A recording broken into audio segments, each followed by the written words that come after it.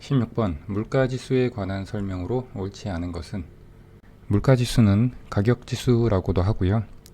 물가지수는 평균적인 물가의 수준을 나타내는 지표를 의미합니다. 물가지수는 두 가지 방식으로 구할 수가 있는데, 첫 번째는 라스파이레스 물가지수입니다.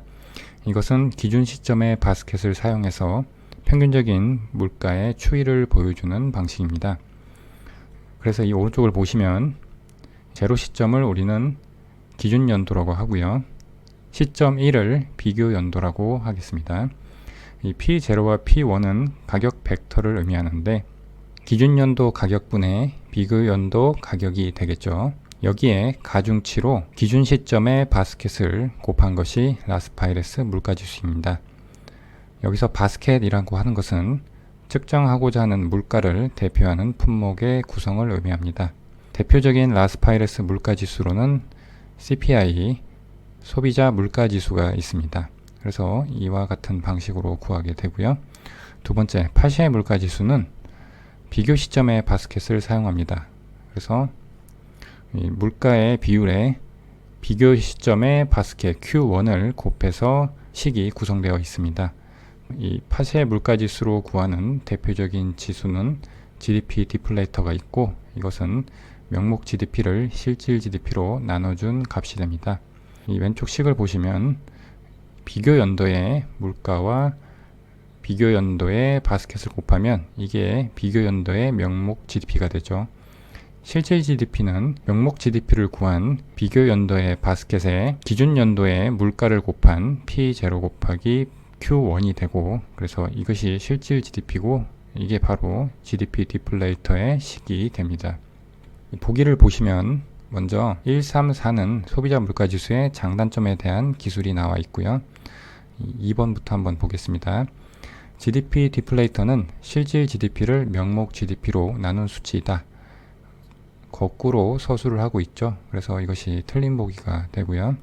그리고 다섯 번째 보면 소비자 물가지수는 GDP 디플레이터와 달리 해외에서 수입되는 재화의 가격 변화도 반영할 수 있다. 이 GDP 디플레이터는 이 GDP에서 알 수 있지만 국내 총 생산에 대한 물가를 가지고 만든 지수를 의미합니다. 그래서 해외의 재화는 여기에 포함되지 않고요.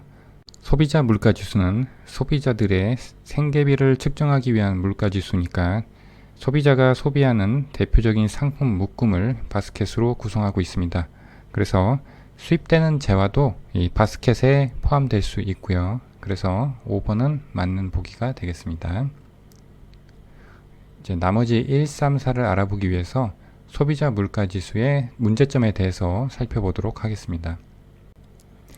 소비자 물가지수의 문제점으로 제일 많이 나오는 것이 대체 효과를 미반영한다는 것입니다. 이것은 물가 변동할 때 소비자들은 상대 가격이 하락하는 재화의 소비를 증가시키게 되는데, 이것이 바로 대체 효과죠. 그런데 이 라스파이레스 물가지수는 각 품목의 비중을 이 기준 시점 Q0의 바스켓으로 고정시키기 때문에 물가 변동 시 생계비를 과대평가하게 됩니다. 즉, 물가가 변동 시에 Q0로 소비 품목의 비중을 동일하게 유지하기보다는 상대적으로 가격이 상승한 제품은 적게 소비하고 상대적으로 가격이 하락한 제품의 소비는 늘림으로써 생계비를 줄일 수가 있는 것이죠. 따라서 그냥 라스파이레스 물가지수로 계산을 하게 되면 대체 효과에 따른 소비자의 생계비를 결감시키려는 선택의 변화를 반영하지 못하기 때문에 생계비를 과대평가하게 되는 것입니다.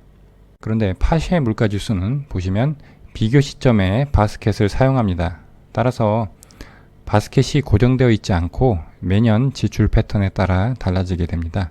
그래서 오히려 이것은 생계비를 과소평가하는 단점을 가지게 되겠죠.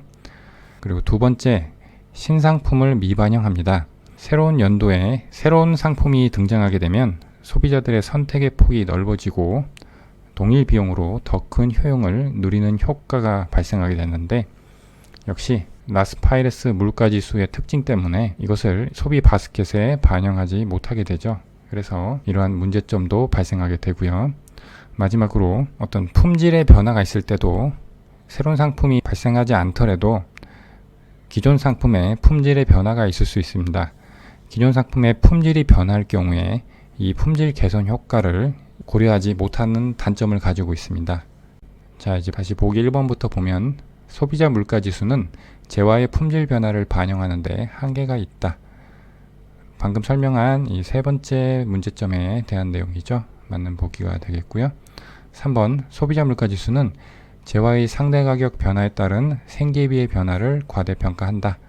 이것은 대체 효과를 미반영하는 CPI의 첫 번째 문제점에 대한 서술입니다. 4번 소비자 물가지수는 재화 선택의 폭이 증감에 따른 화폐 가치의 상승 효과를 측정할 수 없다. 이 아래서 신상품 미반영이라는 이 두 번째 문제점, 새로운 상품이 등장해서 소비자의 재화 선택의 폭이 증가할 경우 동일 비용으로 더 큰 효용을 누리게 되니까 화폐 가치의 상승 효과가 발생하게 되는 것이죠. 동일한 비용으로 동일한 화폐 가치를 통해서 더 큰 효용을 누리게 되니까요. 이 표현을 이렇게 표현을 달리해서 보기가 구성되어 있음을 알 수 있습니다. 그래서 4번도 맞는 보기가 되겠습니다. 그러면 16번의 답은 2번이 되겠습니다.